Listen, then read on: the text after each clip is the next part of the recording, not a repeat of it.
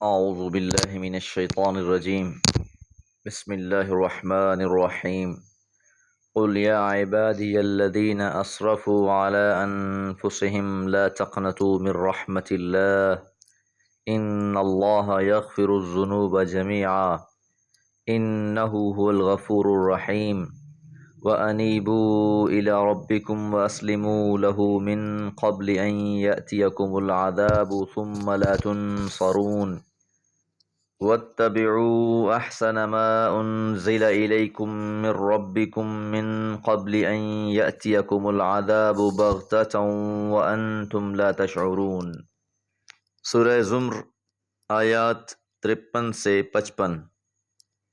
قل کہہ دیجئے، یا عبادی اے میرے بندو، الذین جنہوں نے اسرفو زیادتی کی ہے، اسراف کیا ہے، علی انفسہم اپنی جانوں پر۔ اللہ تعالیٰ کی معرفت، اللہ کی قدر، اللہ کی قربت انسانوں کو امید دلاتی ہے، اور اس کے مقابلے میں اگر انسان شرک میں مبتلا ہو جائے تو اس کا سہارا پھر وہی شرکا بن جاتے ہیں۔ یہ آیت مبارکہ اللہ تعالیٰ کی بندوں پر عنایت، مہربانی، لطف، اللہ کی محبت کو ظاہر کرتی ہے کہ پیغمبر علیہ الصلوۃ والسلام میرے بندوں سے کہہ دیں کہ جنہوں نے اپنی جانوں پر ظلم کیا ہے، لا تقنطوا من رحمت اللہ، تم اللہ کی رحمت سے مایوس نہ ہو۔ جتنے بھی گناہ ہوں، بڑے سے بڑا گناہ کیا ہو، یہاں تک کہ اگر کوئی اللہ کے ساتھ شریک کرتا رہا، غیروں کو سجدہ کرتا رہا، پکارتا رہا، پھر اسے احساس ہوا، اس نے اپنے رب کی طرف رجوع کیا، اللہ سے معافی مانگی، تو اللہ تعالیٰ کی رحمت بڑی وسیع ہے۔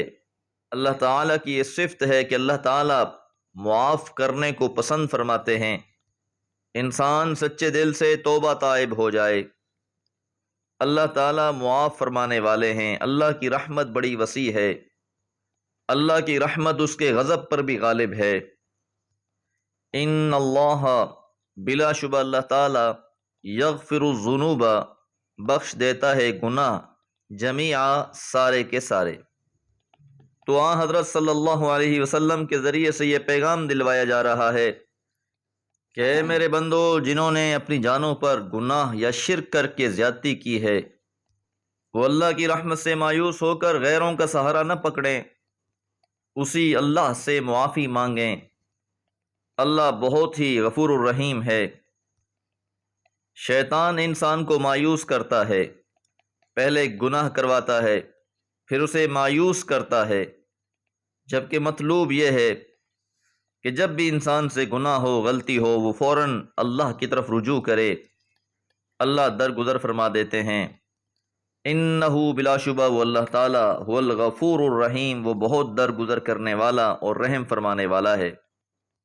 اللہ کی طرف سے بخشش اور رحمت پر بہت سی آیات ہیں، بہت سی احادیث مبارکہ ہیں۔ اللہ تعالیٰ بندے کے رجوع کرنے پر خوش ہوتے ہیں۔ وَأَنِيبُوا، اور رجوع کرو، الی ربکم، اپنے رب کی طرف، وَأَسْلِمُوا لَهُ، اور اسی کے مطیع بن جاؤ، اسی کے فرما بردار بن جاؤ، من قبل، اس سے پہلے کہ ان یأتیکم العذاب، آ جائے تم پر عذاب۔ تو مطلوب یہ ہے بندے سے، جب بھی کوئی غلطی ہو جائے، خطا ہو جائے، فوراً رجوع کرے، برائی کے بعد نیکی کرے۔ ان الحسنات یذہبن السیئات، نیکیاں برائیوں کو مٹا دیتی ہیں۔ توبہ استغفار کرے اور اللہ کا مطیع اور فرما بردار بن جائے، اس سے پہلے کہ وہ عذاب آ جائے۔ ثم لا تنصرون، پھر تمہاری مدد نہ کی جائے، کہ یہ دنیا دارالعمل ہے، غلطیاں بھی انسان سے یہیں ہوتی ہیں، معافی بھی یہیں سے لے کر جانی ہے، خطا بھی یہیں ہوگی، بخشش بھی یہیں کروانی ہے۔ کیونکہ اگر انسان شرک میں مبتلا ہے اور اسی حالت میں اس پر موت واقع ہو جاتی ہے، پھر ایسے انسان کا ٹھکانہ ہمیشہ ہمیشہ کے لیے جہنم ہے۔ اسی طرح اگر برائیوں کا پلڑا بھاری ہے، گناہ زیادہ ہیں، توبہ نہیں کی، اللہ سے معافی نہیں مانگی، ان گناہوں کو اٹھائے اللہ کی بارگاہ میں حاضر ہو گیا، اما من خفت موازینہ فامہ ہاویہ، تو روز قیامت جس انسان کا پلڑا گناہوں کا جھک گیا، نیکیوں کا ہلکا پڑ گیا، تو اس کا ٹھکانہ تو پھر جہنم ہے۔ پھر وہاں کسی کی شفاعت کام نہیں آئے گی، کوئی مدد نہیں کر سکے گا، ثم لا تنصرون، پھر تمہاری مدد نہیں کی جائے گی۔ قرآن مجید کا پیغام انتہائی واضح ہے، اور جو تصورات ہمارے معاشرے میں پھیلے ہوئے ہیں وہ عمومی طور پر قرآن کے نظریے سے متصادم ہیں۔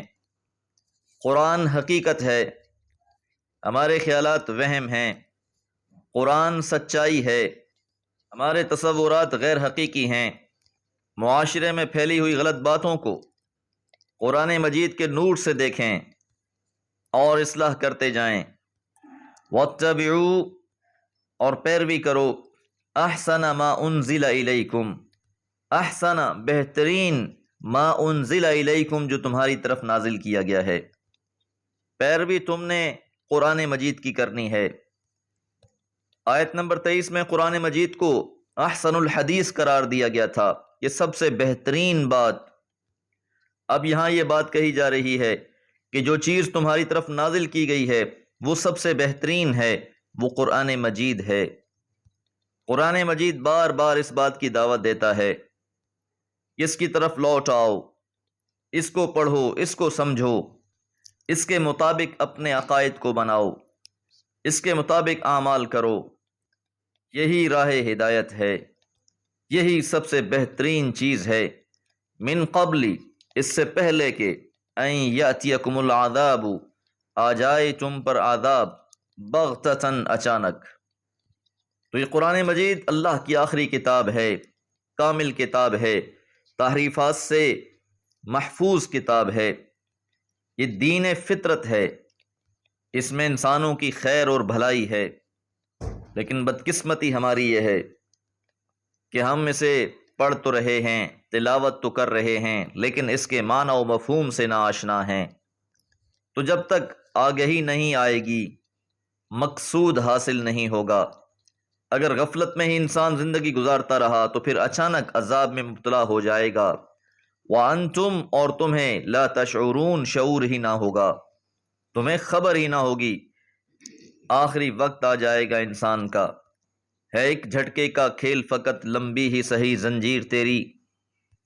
حیات میں ہی انسان کے لیے وقت فرصت ہے، قرآن مجید کے لیے وقت نکالیں، اسے پڑھیں، اسے سمجھنے کی کوشش کریں، اس کے پیغام سے آشنائی حاصل کریں، اسے دوسروں تک پہنچانے کی ذمہ داری اٹھائیں۔